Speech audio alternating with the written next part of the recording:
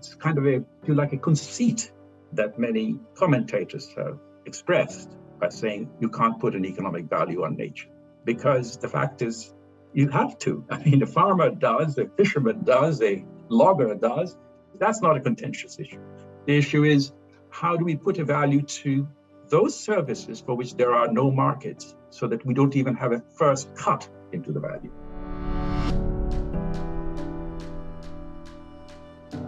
Welcome to Straight Talk, a podcast about big ideas featuring candid discussions with some of the world's foremost thinkers and doers. I'm Hank Paulson, chairman of the Paulson Institute, and today I'm speaking with Partha Dasgupta. Partha is a Frank Ramsey Emeritus Professor of Economics at the University of Cambridge. He is the author of a recent report commissioned by the UK Treasury entitled The Economics of Biodiversity, the Dasgupta Review. Partha previously taught at the London School of Economics and Stanford University. He helped develop the journal Environment and Development in Economics, published by Cambridge University Press.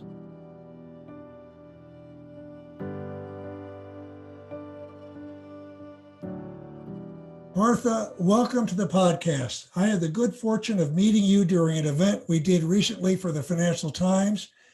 You are a clear and articulate spokesman for the value of nature. So I'm really looking forward to continuing our discussion today. I'd like to begin with the crisis in the natural world. We're currently living through one of the greatest extinction episodes in history, with species being destroyed at up to 1,000 times the natural rate. How concerned should we be about this? Describe the scale of today's acute biodiversity challenge. Well, I think that's a very good way of framing the problem, introducing the problem, because the species extinction rate that you just now mentioned is the best estimates that now there is by biologists. And that, of course, has a sort of should have an immediate response from us, because species are live creatures, groups of live creatures, and if they're disappearing, and largely due to us, that's something to be taken very seriously and a cause of not just concern, but also shame. But species extinction comes in parallel with many other signatures that nature offers us. And what I found some 2 years ago, just as about the time I was beginning to think about the way to write the report review, I found that a huge amount of work that's been done by earth scientists and ecologists, and some by economists, were all converging together to say the same thing, namely, that the demand that humanity is making on Mother Nature's goods and services, the goods and services that the biosphere produces, churns out regularly as a renewable resource, far exceeds today nature's ability to supply them on a sustainable basis. And interestingly, that excess, the gap between demand and supply, began only about 50 years ago. So while economic models ignored nature, let's say in the early 50s, that wasn't a travesty, because we were small beer at that time. But now we are not. And we have no business not to embed the human economy in the biosphere when we think about economic possibilities of the future. You know, it's fascinating, because as I think back on the 50s, and I remember traveling around the United States with our family, traveled in a station wagon, and there being all sorts of dead insects all over the grill of the car, just huge numbers. And of course, we don't see that today, right? And birds are declining, bird species at a dramatic rate. And of course, they eat insects. So they're all, but you're right, we weren't worried about that then. I remember the first time I really thought about it was in, The Silent Spring, when that book came out. But any event, so let's get now to some of the economic issues. But for many years now, environmental conversations, economic conversations have been, dominated by climate change. But biodiversity loss is obviously a key contributor of climate change and vice versa. Could you explain how these two issues are connected and also how they're different? Sure. Climate regulation is one of the multitude of services biosphere offers us. There are other services. The immediate ones we can think of would be, for example, pollination, nitrogen fixation, decomposition of our waste. That's something that we really have to take very seriously into account, we economists. And these services, the interesting thing about these services are that the processes that are generating these services, that the various ecosystems on Earth produce, are complements of one another. They're not substitutes. So if you tamper with one sufficiently, in a sufficiently heavy-duty way, it's going to affect the others adversely. That's what we mean by complementarity. I won't say the biosphere is a house of cards. That would be the idea, the ultimate of complementary objects, so that you move one and the whole house falls apart. Nature is not like that. It's much more robust. On the other hand, we humans now are so smart that if we put our mind to it, we could convert nature into the house of cards. And I'm afraid we're leaning in that direction at the moment. So our climate regulation and the interference we have made to the mechanism that is behind climate regulation, which is carbon content of the atmosphere. That's one of the services that nature provides. And that, of course, that's related to biodiversity writ large, because that diversity is centered in huge amounts of carbon. And carbon capture by, let's say, the rainforest regulate climate. So to the extent that we erode the rainforest, we affect the climate. And of course, the climate changes in turn affect other processes. And so the complementarity is the thing that we ought, as economists, to take into account, to take very seriously. So they are related, completely very related. But I think I would like to say that one weakness, as I see it now, as I see it in my review, or at least influenced the way I wrote the review, a weakness I see in the economics of climate change that is now seen as the received economics, is that it saw when I say climate regulation, I mean Mother Nature's regulatory process. I don't mean government regulation of emissions. I mean regulation in the sense of nature's service, is seen independent of other processes.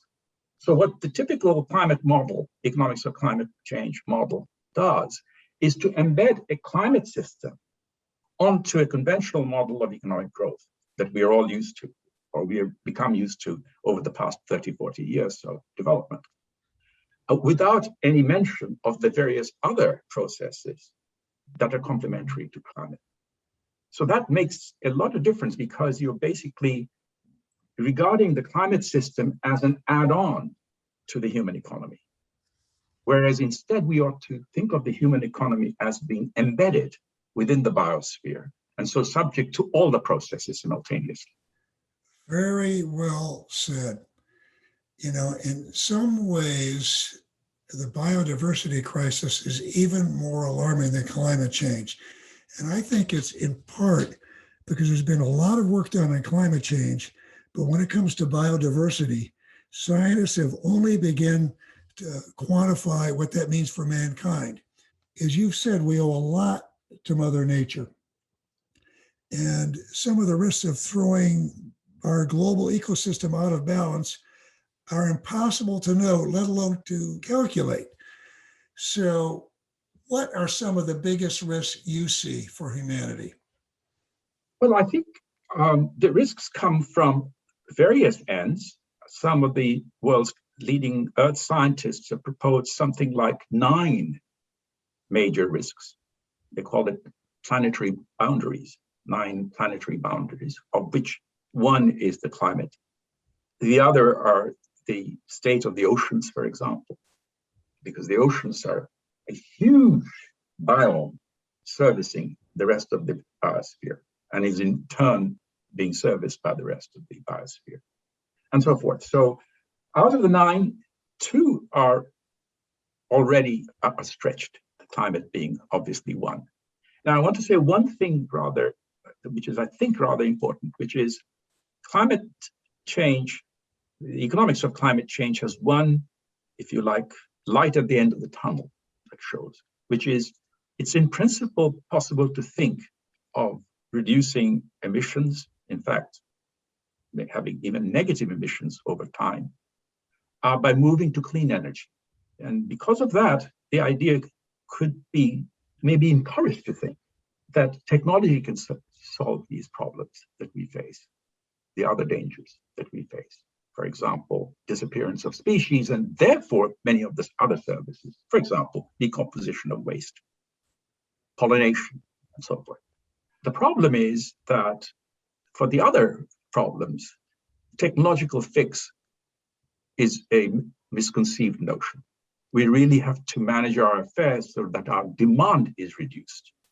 The technological fix is to say that we can supply energy, which we need, so we don't have to reduce our need for energy, but because the source of our energy will be free of tampering with the climate. But when you ask what we need to do in order to get the services that, say, the rainforests offer us or the peatlands offer us, then you can't simply say that we'll construct an artificial forest out there which will be giving you the same services. So we have to be really careful before we think of technological fixes. And we are led to it. We are encouraged to think along those lines in the climate problem.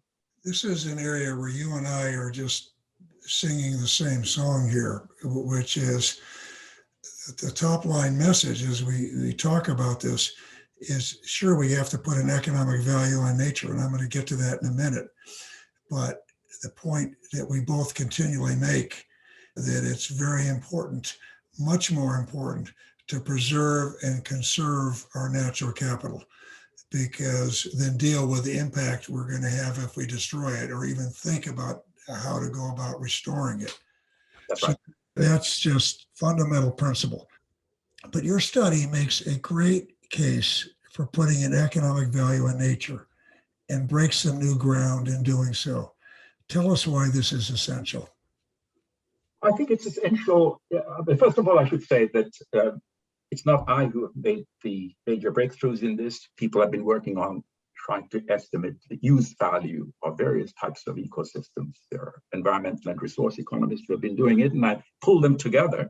But I think I've done a fair job on going beyond the use value to think about intrinsic value, which also others have thought about, and tried to estimate by asking people how they feel about it.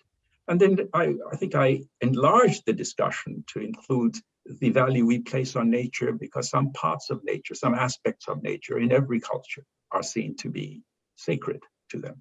And this is not just traditional societies. The more sophisticated societies as well feel something sacred about aspects of the landscape. They may not use the word sacred, but that's not the point. The point is that it has real dimension, give dimensions to our life that in their absence we would not otherwise have. Now, it's extremely important to bear in mind that the idea is not to value the whole of the biosphere, because that does not have much of a meaning. Because if the biosphere is degraded sufficiently, then we'll all be dead and there won't be anybody to transact with. So it's not exactly you're saying that the biosphere is worth so many trillion US dollars. That's not the issue. That's not the point. The point is to ask, what is the value that a particular ecosystem has for the lives of people, if you just stick to the use value of an ecosystem? And then you ask, if the ecosystem is damaged, what is the reduction in our welfare owing to that? So let's say it's a wetland, and it serves many functions. One of them is water clearance, purifying water. Another is that it houses our biodiversity, pollinators, for example, who benefit the farmers. Now, if you damage the wetland, because let us say you want to build a road through it, then it makes sense to ask what would be the reduction in the productivity of the wetland in terms of the services that I've just now mentioned. And can we try and put a value to that? And it seems to me to be absolutely essential we try and do that, because otherwise it's kind of a conceit that many commentators have expressed by saying you can't put an economic value on nature. Because the fact is, you have to. I mean, a farmer does, a fisherman does, a logger does, and you go to the poorest countries and they are the first to put an economic value because their lives depend on it. So that's not a contentious issue. The issue is, how do we put a value to those services for which there are no markets, so that we don't even have a first cut into the value. If they had markets, then it would say we could quibble over whether the market prices are reflecting the total value, if you like, the social value, the value to all of us. But because of these widespread externalities, many of these services do not have a market and no price. So you have to tease out by working with ecologists. And that's extremely important that we economists work increasingly with ecologists in understanding economic principles and devising institutions. Because without their help, we would not know the underlying mechanism which is churning out these services that we all enjoy. So yes, it's extremely important to value ecosystems. And you've done a good job of explaining why it's difficult to put a value on some of them, but why it's essential that we do so. And I like to explain to people that because it's difficult, market pricing is, going to be imperfect. But we can't let the imperfect be the enemy of the good, because when we don't put an economic value on natural capital, policymakers often consider nature's benefits free, and as a result, they're valued at zero. And that's leading us to a point where we could, be the only animal in history to destroy ourselves by destroying our home. It's crazy. But so let's, you did something that really caught my attention in your review. So tell our listeners about your inclusive wealth model. The founding father of economics, Adam Smith, wrote a book called The Wealth of Nations. He did not write a book called The Income of Nations. And he had a reason for it. The underlying reason was he realized, I like to think, as well as you and I do today, more than 250 years later, that it's assets which we count. We hand over assets to our children, to our descendants. It's assets, durable goods. It could be knowledge, it could be education, it could be homes, it could be buildings, and so forth and so on, but it's assets we hand over. And also, of course, ecosystems. Generations pass them on in one form or the other. So when we assess the performance of an economy, we should be looking at the following question. Is that the inventory of assets we are handing over to the next generation or to ourselves the following year, how does that compare with the inventory of assets that we inherited the previous year or from our previous generation? Because it's a transmission of assets over time, which is what we call economic change and life's changes. So inclusive wealth is simply trying in a very precise way to put a value to the entire list of assets that, say, a household owns, or a country has access to, or the global economy has, depending on who you are representing, whether it's a household or a nation, or studying whether it's a household or a nation, or the world as a whole. So assets, inventory taking, stock taking, which companies do all the time, balance sheets, but nations don't have balance sheets. And the reviews are urging nations to move in a direction of preparing an inventory of assets. And of course, the inventory of particular interest to us should be natural capital, because they're so easily erodible and are being eroded. I love that, because I've often said our role, the role of economic systems should be to maximize our long-term prosperity. And that's really what you're getting at. When you're talking about the assets we're leaving to our children and our grandchildren, that's the key. And I've often, when I talk about conservation or preservation of natural capital in the global ecosystems, I think about it in terms of generational equity. It's what we're doing right now in terms of maximizing short-term income is really destroying the future prosperity of our children and grandchildren. And there are not many families that would want to do that, but we as a society are doing that. And so your generational equity is taking this very simple concept and coming up with a way to develop economic models that solve to that. So I applaud that. Thank you very much. You and I are completely on the same wavelength of this one. Yeah. You talk a lot about the concept of inclusive wealth. You advocate that it's a better benchmark than GDP for figuring out how to grow economies sustainably. But for all practical purposes, the world's going to be looking at traditional GDP growth for the foreseeable future.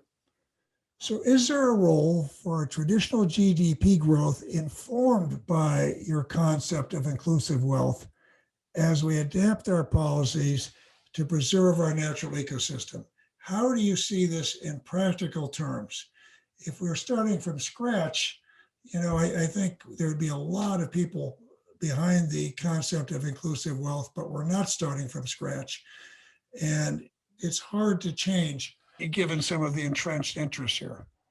Yes, I think you're absolutely right. And how this will play out is very hard to predict. And being an academic economist, I would be even more pressed to project into the future how things will shape up. But here's a thought, which is, yes, GDP is in any case useful for short-run macroeconomic policy management. And it's incontrovertible. So this is not an argument against having GDP as one of the indicators that you use. The criticism that I have been leveling is its use in assessing long-term human well-being. And the reason GDP doesn't cut the ice, so to speak, is that GDP represents gross domestic product. And gross means that depreciation is not included. It excludes the depreciation of capital assets. Now, it's that for buildings and the natural depreciation of human capital through death, for example, you can estimate really approximately, and you can adjust GDP if you wish to do so. With Mother Nature, the matter is far more complex because we can run down an entire ecosystem in 5 minutes flat if we choose to. And if you concentrate on gross output, the fact that you may have increased your gross output at the expense of ecosystems by destroying them, that won't be recorded in the GDP figure. So in some sense, you could, in principle, be building a house while cutting down the floor on which the house is built. So this is why we need inclusive wealth. Now, I'll come to that in a minute, but inclusive wealth is really the social value of all your capital assets. But at this point, you and I are discussing our common interest, which is nature, natural capital. So what we need to do is to run estimates of the extent to which natural capital is being degraded and keep that in mind when we discuss GDP growth, to see whether the policies that we are following are enhancing GDP over time, but at the expense of natural capital. And if we have data on that, then we can have a sensible and civilized discussion on policy. Right. Now I want to get to another area, which finance. So finance and financial institutions can play a big role for good or for bad when it comes to natural capital. And so that's something you've looked at very carefully. What are the first steps that can or ought to be taken to start the transformation of our financial systems to better integrate nature? It's a really tough question. That's the toughest question you've asked today. And I will not be able to give you a satisfactory answer. But let me start from where we would ideally like to be. As I see it, and as I suspect others do, and I know you would do, is that what we should be interested as a human society, is to create institutions such that within those institutions, the incentives that each one of us has, given our motivations, given our preferences, given the things that are feasible for us to do, take actions which are in our own interests, which, when aggregated together, reflect the common good. That's the ideal situation. And when we talk about perfect markets, and when economists talk about perfect markets, ideal markets, and so forth, that's what they're after. That you don't have to tell people what to do. Their actions will be coordinated in such a way as to bring forth the common good. Intergenerational equity, as you were rightly saying. That's the class of issues. Common good, including future generations. Okay.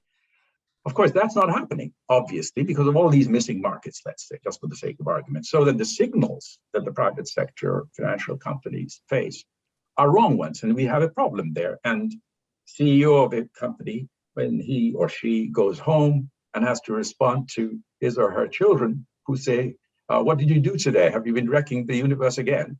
They worry about that. So they bring that worry to bear. On the other hand, on a day-to-day basis, they have to worry about the bottom line, because that's the world that they're living in and the shareholders and so forth. So there's a conflict here. And I've met, since the review was published, I've talked to a number of extremely concerned CEOs in a variety of sectors, including the banking sector and so forth, and they bring out this tension. They draw attention to this tension. Now, what should be done? Well, of course, the easiest thing would be to say, well, maybe we should have taxes on the use of these goods which are unpriced. That's the easy way. It's like saying, let's say, put a tax on carbon emissions. That will raise the cost of carbon in use, and so that will direct a movement. Now, that's not going to happen so easily. So one thing that I've been discussing with CEOs and other people in the private sector is perhaps disclosure is a way to overcome missing markets. And I mean the following. Imagine that you have a company which imports primary products from the tropics, say coffee beans, and then transforms them into the products that we consume in the US or the UK. There's a whole supply chain.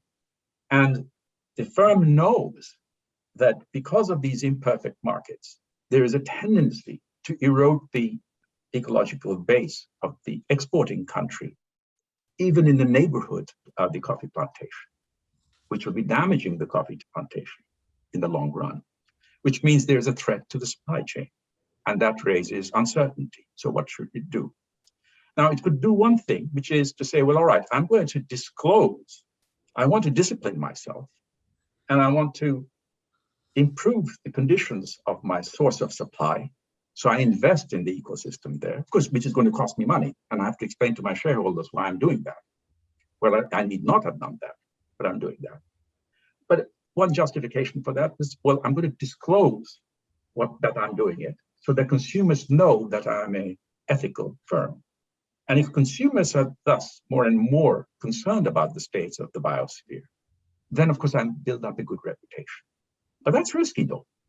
First, one thing, this costs money, and you don't know whether the consumers are going to necessarily notice or move in line with it. However, suppose the firms get together and say, well, why don't we approach the government to impose the condition of disclosure, a requirement that we disclose.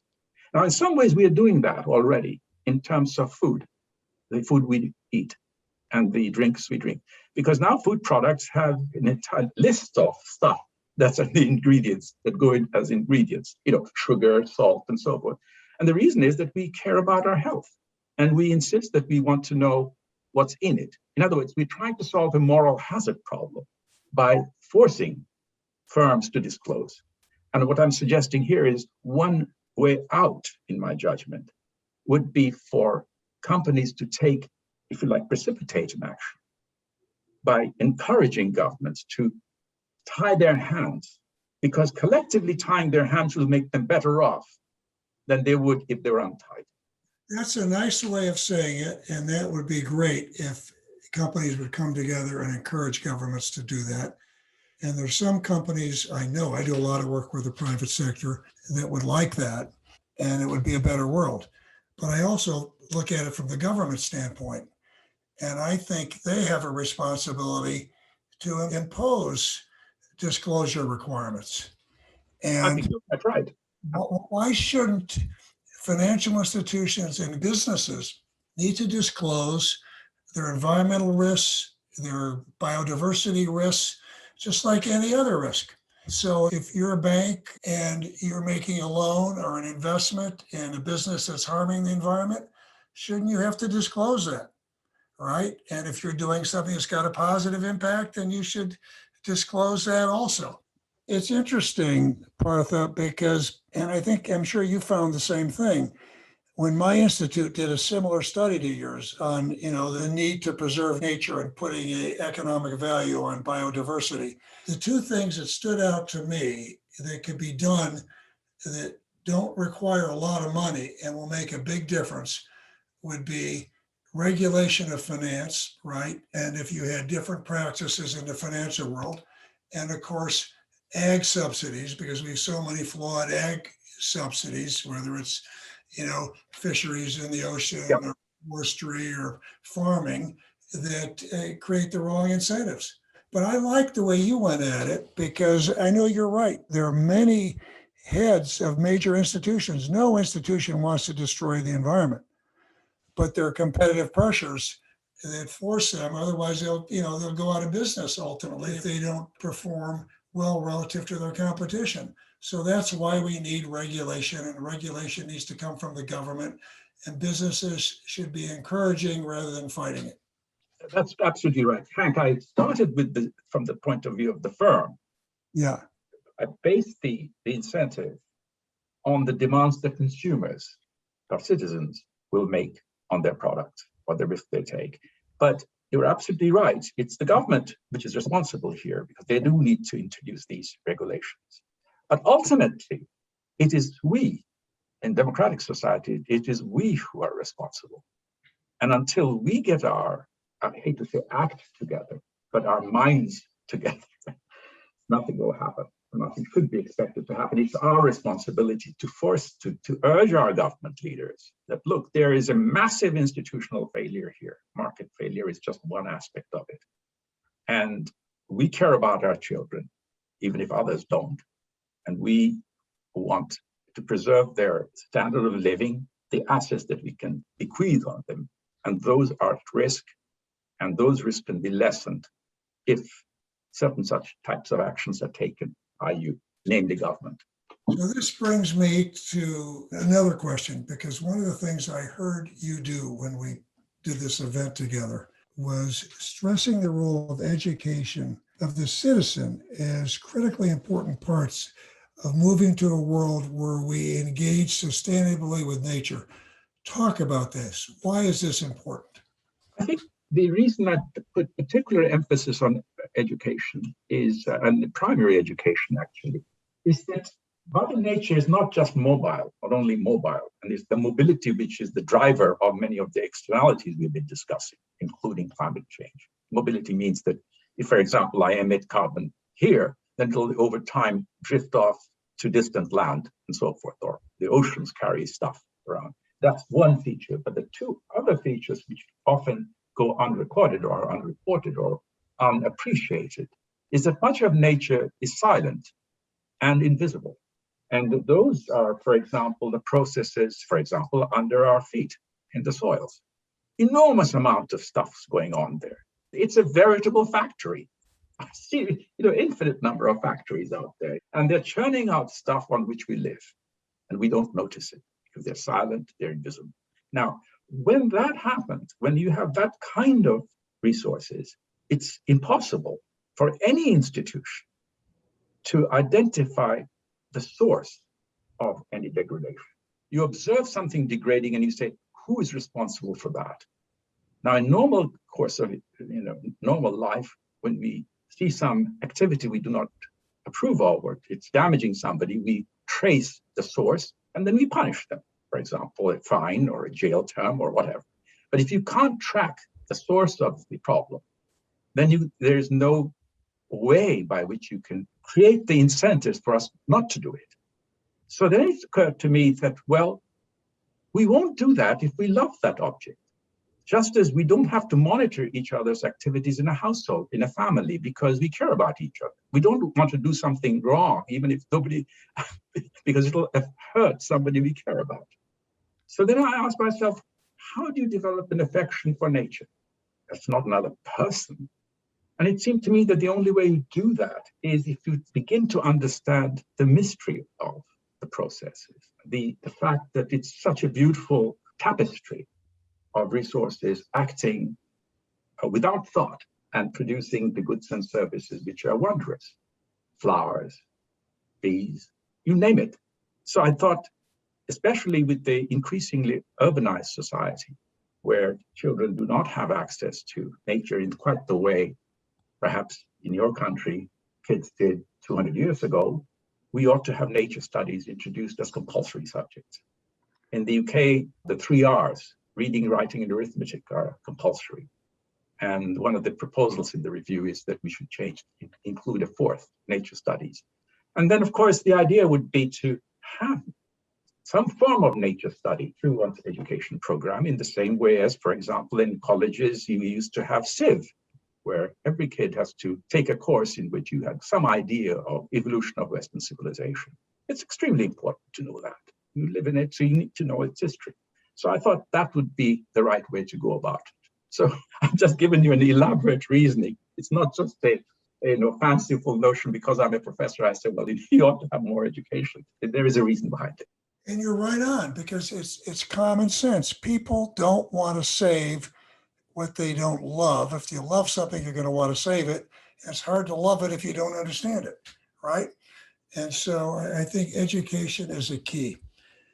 Now, Partha, I'd like to end on a question about a topic that I think many people don't know, because there's, in terms of what's going on at the UN level and with some of these conventions. So the UN Convention on Biological Diversity, or the COP15, is due to take place later this year.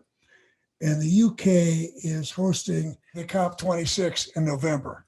So could you briefly tell our listeners what these events are?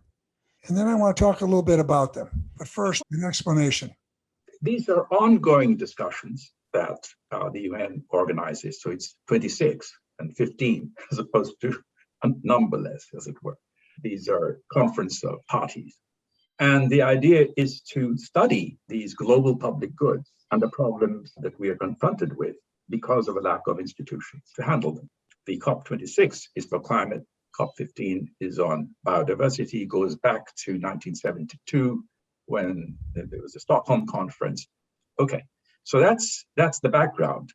The biodiversity work has been far less regular and funded than the climate change one. You have had IPCC reports, that is to say, International Panel for Climate Change. These reports come out periodically. They've been funded for a long while. In contrast, on biodiversity, in understanding the state of biodiversity, the state of nature, if you like, reports. The first that came out was in 2005, a 4-volume or 5-volume production called the Millennium Ecosystem Assessment. So it was a state of the world study, a kind of a summary of, if you like, an inventory of stocks out there, that is to say, ecosystem, and what state are they in. So it was a first cut into an extremely important problem area to have an understanding of what the world is like out there, the natural world is like there. And of course, trying to understand, to report on the processes that are driving them. Because without knowing where we are and what the state of affairs is and what the processes are, we wouldn't know what kind of policies to think about. The second one has just come out, that I mentioned the 2005 report. The most recent one has come out only a year ago. So it's more primitive in some sense.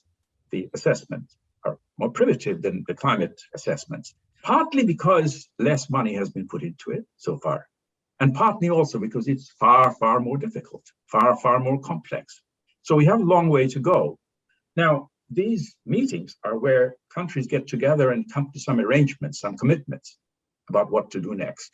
And in the case of climate, of course, the climate negotiation, the Paris Agreement, was one where countries took responsibility for limiting their emissions. Likewise, there will be similar things about targets for biodiversity protection and so forth. The problem, as I see it, is that in my review, I argued that it's not much point in taking individual countries making commitments when the commitments don't really have the sticking power of commitments that we usually think in legalistic terms, without an institution backing it. And it seems to me that global public goods, such as the open seas, the high seas, which are they're public goods because they're producing all the stuff that we enjoy, all the regulations that I just now mentioned previously, nature's regulations. And we use them for our traffic. all the material goods that are being shipped from one country to another, the shipping. And there's also fishing a bit, but that's minor. Shipping, transportation is the key activity on the oceans.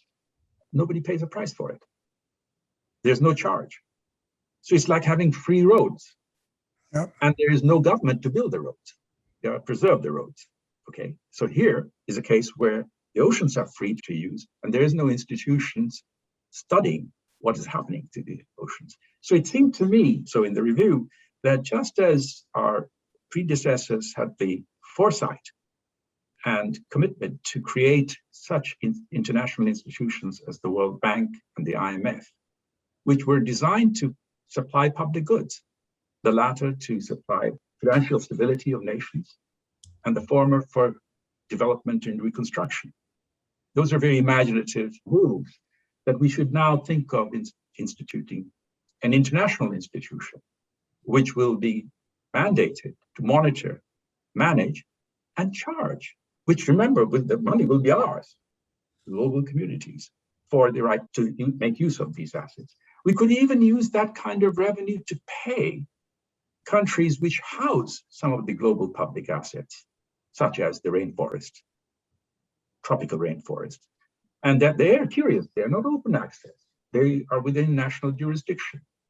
And they can and do argue that, look, you can't tell us not to pull down our trees, but we need to develop. So we're going to create cattle farms or plantations, soybean plantations or something, okay? And who are you to moan and groan about it? Now, whether or not they're correct is not the issue. The issue is they have a right to do so, and they're exercising that right. That's why, and that's expressing the fact that these forests are disappearing at a furious rate. And we're worried about it because that's tied up with climate change and what else, okay? Now, one solution would be to pay for these services, preservation. That practice is now increasingly common in payment for ecosystem services, where farmers are paid to provide the services that others enjoy because others are, are paying, the beneficiaries are paying. So I'm thinking in terms of a global commitment of that sort. And the institution would charge fees for the commons, like the open oceans, or now it's too advanced now, it can't be done, but for the atmosphere as a sink for our pollution. Could that revenue would more than, rough calculations, albeit they are, suggest to me that that revenue would be so gigantic, it would easily pay for the payment for ecosystem services in terms of maintaining, preserving the tropical rainforest. But none of this is on the agenda, so far as I know, and I don't know why. It's not on the agenda, so I'm going to end with one last question for you. Past conferences like these failed to halt the destruction of our natural world for the reasons you went through. They don't have teeth. They're voluntary targets. So your study is perfectly timed, and this is clearly a very important year for nature. Now, I think both of us know that your ideas, are not going to be implemented right away. But are you seeing things that are making you hopeful for the future of our environment or our planet? Yes, I think I do. It's in our children. Our children are far more attuned to it than certainly I was when I was a kid. But that's many, many years ago, by the way. Yeah. So, and maybe at that time there wasn't that kind of urgency. But increasingly I see children being extremely exercised. And I like to think they have an influence on their parents, that parents learn from their children. This is a case where they can very profitably do so, because we've all run into bad habits now with essentially a free biosphere. So we use it to our heart's content at the expense of the children. Now, so far it hasn't become a war of the generations, thank God, because it would be much nicer if the children took us by the hand and told us, go on, change the rules and allow nature to survive. Yeah, I think that's why it really comes down to education. I think in many ways, one of your most important recommendations is to change their curriculum in the schools. I really do. So Partha, thank you for this interview and for all you are doing to advance and accelerate actions to save our planet. It's a pleasure to be with you, and I had no doubt we would be in agreement, and it's always a pleasure, and I hope we'll meet again soon. All right, look forward. Thanks.